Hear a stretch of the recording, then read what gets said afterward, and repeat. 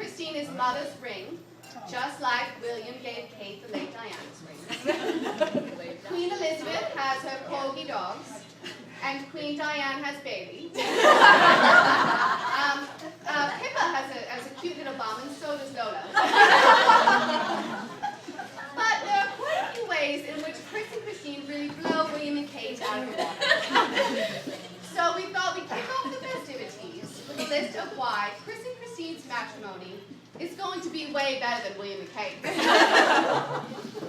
St. Andrews is a lovely university. It was the meeting place of Kate and Willis.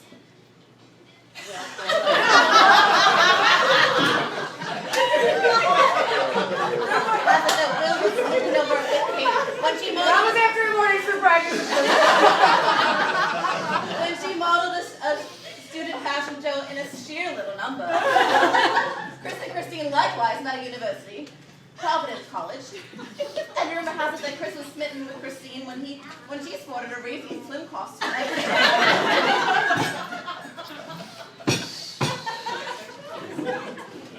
Now the one thing Chris definitely has on Wills these days is a nice head of hair. Poor Wills, can't they afford some hair plugs or something?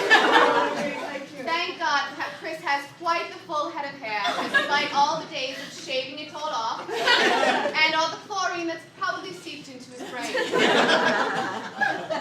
In a few years' time, we'd love to see Chris and Christine have some little ones running around.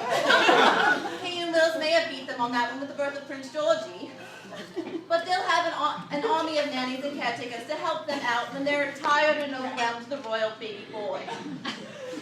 But Chris and Christine may be much better prepared than that. They've really got a handle on David and Amanda's boys. But Christine and Chris have also had their hands quite full these past years with their mate Grant, affectionately known as Boy Baby. Where's there? Boy baby. Now, the Windsor Middleton wedding had some pretty amazing entertainers and musicians, including our good friend Sir Elton John. Now, Elton wasn't available for tomorrow's wedding, and unfortunately neither was Bruce Springsteen by the groom's request. But we're sure that as soon as the cover band plays Rosalita, the groom will be overcome with emotion and literally be in tears, as witnessed by some at the infamous Giant Stadium concert a few years ago. One of our favorite pastimes in England are hunting and horseback riding in the countryside with our cousin and his wife. The outdoorsy outfits we get to wear are pretty cute. We hear that there's somewhat of a similar type of leisure activity in the countryside of New Jersey at something called the hunt. I'm told there are horses there, and everywhere can wear cute outfits. We must check that out. One of our other favorite pastimes is skiing in the Swiss Alps with the Prince and Duchess. We love drinking hot toddies and eating fondue by the slopes. But Chris and Christine are also quite the skiers, and they love warming up with some beers and Buffalo Wild Wings after a long hot day. Skiing. For those who don't know, our in-laws, the Middletons, have a successful web-based party planning business. We're sure they're quite good at it. They've made it with us. But they've still never thrown a party as good as Joan down the shore, Chris's 21st birthday. The original Ray Stock. But we think tomorrow's festivities may outdo that one. We'll call it Ray Stock the Continuum. I mean, we are initiating a new Ray with this one. Only, I hope the police don't show up this time. The Prince and Duchess truly live the extravagant life. They have their pick of their fleet of ships and yachts to sail the open seas whenever they like. We've all taken a few holidays in the Queen Mary, which is always loads of fun. But Chris and Christine aren't too far off in their options for sea vessels. They may have a far more enjoyable time on King Dave's boat. Or on a booze cruise catamaran in St. Martin. We're pretty sure Kate and Wills don't have floating drink trays and approved Caribbean men to serve them rum punches.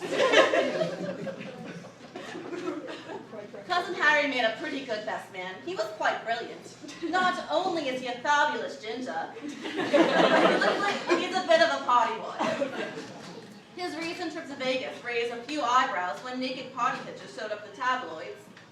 Now, I'm certain we won't have any of that funny business from our upstanding groomsmen.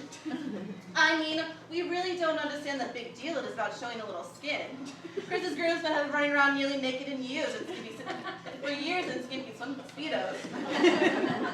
And with barely certain all the men in the wedding party had been stalkers at some point in the lagoon on Joseph Street at the Jersey Shore.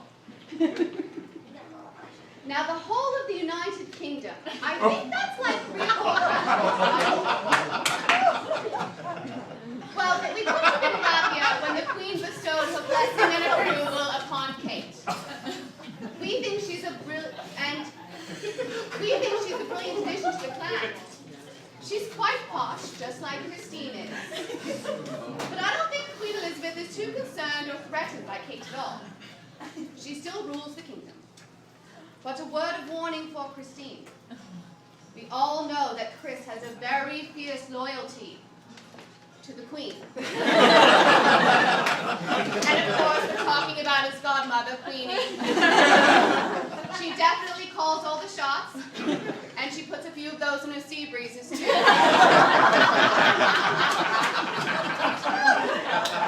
Middleton and Queen Elizabeth, they have lovely, boring afternoon tea. But Christine and the Queen have some pretty amazing happy hours. Well, I think we prefer to join the latter group for cocktails. Kate and Wills have finally found their own place to call home at Kensington Palace, in the capital city of London. Their wing has finally been completed so they can settle down in their new castle at the Prince George. Too bad they still have to live with their parents. Likewise, Chris and Christine will now be making their home in the nation's capital in Washington, D.C. We'll see how long they last before running back to their parents' homes in Quogue and Lavalette.